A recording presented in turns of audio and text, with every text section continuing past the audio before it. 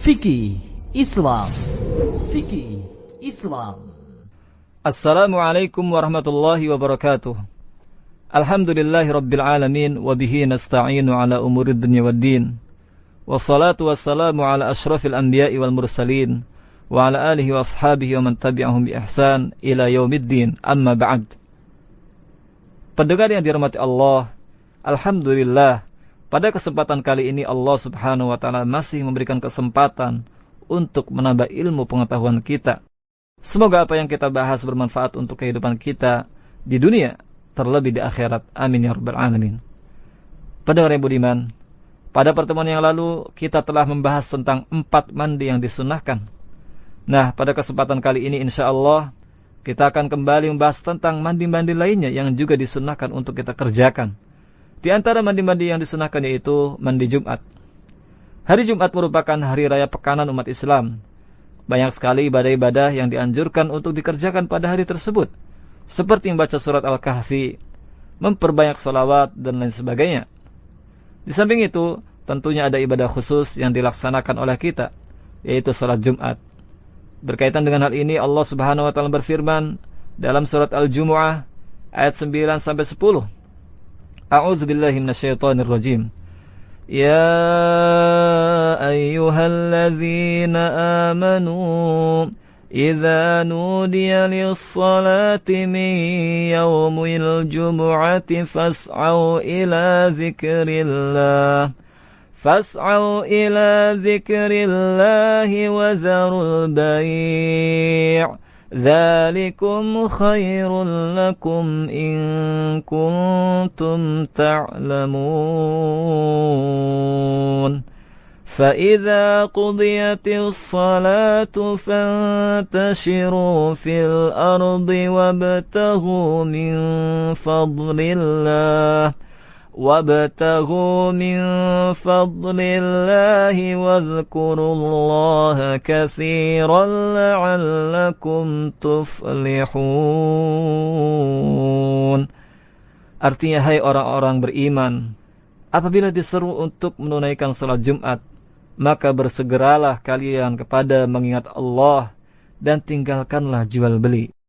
Yang demikian itu lebih baik bagi kalian jika kalian mengetahui. Apabila telah ditunaikan salat, maka bertebaranlah kalian di muka bumi dan carilah karunia Allah dan berzikirlah kepada Allah sebanyak-banyaknya supaya kalian beruntung. Maka untuk menyambut hari raya pekanan ini dan khususnya ibadah salat Jumat, syariat Islam menyunahkan kepada para pemeluknya untuk mandi yang biasa disebut dengan mandi Jumat. Sehingga dengan demikian ketika seorang muslim mandi Jumat lalu menghadiri salat Jumat, maka ia pun dalam kondisi yang suci, bersih, dan segar penuh semangat. Berkaitan dengan hal ini, Imam Muslim rahimahullah pernah meriwayatkan sebuah hadis dari jalur Abdullah bin Umar radhiyallahu anhuma bahwa Rasulullah SAW bersabda, "Idza arada ahadukum an ya'tiyal jumu'ah falyabtasil." Jika salah seorang di antara kalian bermaksud melaksanakan salat Jumat, maka mandilah. Kemudian yang kedua pendengar, ataupun yang berikutnya, yaitu mandi ketika ingin mengulangi jima atau bersenggama dengan istri. Berkaitan dengan hal ini, Imam Abu Dawud rahimahullah pernah meriwayatkan sebuah hadis dari jalur Abu Rafi' radhiyallahu anhu. Ia berkata, "Anna an-nabiy sallallahu alaihi wasallam tafa dzata yawmin ala nisa'ih yaghtasilu 'inda hadhihi wa 'inda hadhihi. Qala faqultu lahu ya Rasulullah, ala taj'aluhu ghuslan wahidan?" Qal, hadza azka wa atyabu wa athhar. Nabi SAW pada suatu hari pernah menggilir istri-istri beliau. Beliau mandi tiap kali selesai berhubungan bersama ini dan ini. Aku bertanya, ya Rasulullah, bukankah lebih baik engkau cukup sekali mandi saja? Beliau SAW menjawab, seperti ini lebih suci dan lebih baik serta lebih bersih. Dalam kitab Audul Ma'bud, Syarah Sunan Abu Dawud, dikatakan bahwa hadis ini menunjukkan disunahkannya mandi ketika ingin mengulangi senggama dengan istri. Hal ini tidak ada perselisihan di dalamnya. Namun, ketika kita ingin mengulangi senggama, cukup dengan berwudu saja. Hal ini sebagaimana yang diriwayatkan oleh Imam Muslim rahimahullah ta'ala dari jalur Abu Sa'id Al-Khudri. Rasulullah SAW bersabda, "Idza ata ahadukum ahlahu thumma arada an ya'ud falyatawadda." Artinya, jika salah seorang di antara kalian mendatangi istrinya, lalu ia ingin mengulangi senggamanya, maka hendaklah ia berwudu. Berkaitan dengan hadis ini, Imam Nawawi rahimahullah menjelaskan, sebuah hadis ini menunjukkan bahwa boleh bagi seorang yang dalam keadaan junub untuk tidur, makan, minum, dan kembali bersenggama dengan istrinya sebelum ia mandi. Hal ini telah disepakati oleh para ulama. Para ulama pun sepakat bahwa badan dan keringat orang yang junub itu suci. Namun untuk melakukan hal-hal tadi dianjurkan untuk berwudu dengan mencuci kemaluan lebih dulu. Kemudian, mandi sunnah yang selanjutnya yaitu mandi setiap kali sholat bagi wanita istihadhah. Hal ini disunahkan sebagaimana diriwayatkan oleh Imam Bukhari dan Muslim. Dari Aisyah radhiyallahu anha, ia berkata, "Anna Umma Habibah tuhidat 7 sinin. Fasa'alat Rasulullah sallallahu alaihi wasallam an dzalik, fa'amaraha an taghtasil faqala hadza 'irqun." Fakanat taghtasilu likulli shalah. Ummu Habibah mengeluarkan darah istihadhah atau darah penyakit selama 7 tahun. Lalu ia bertanya kepada Rasulullah SAW tentang masalah itu. Beliau SAW lalu memerintahkan kepadanya untuk mandi. Beliau SAW bersabda, ini akibat urat yang luka atau darah penyakit. Maka Ummu Habibah radhiyallahu anha selalu mandi untuk setiap kali sholat.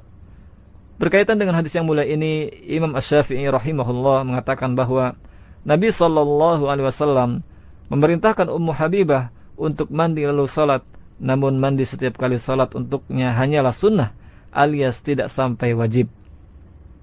Mayoritas ulama berpandangan bahwa wanita istihadhah tidak wajib mandi untuk setiap kali sholat. Di antara alasannya disampaikan oleh Al-Muhallab bahwa darah istihadhah ini merupakan darah penyakit akibat urat yang luka sehingga tidak menyebabkan wajib mandi.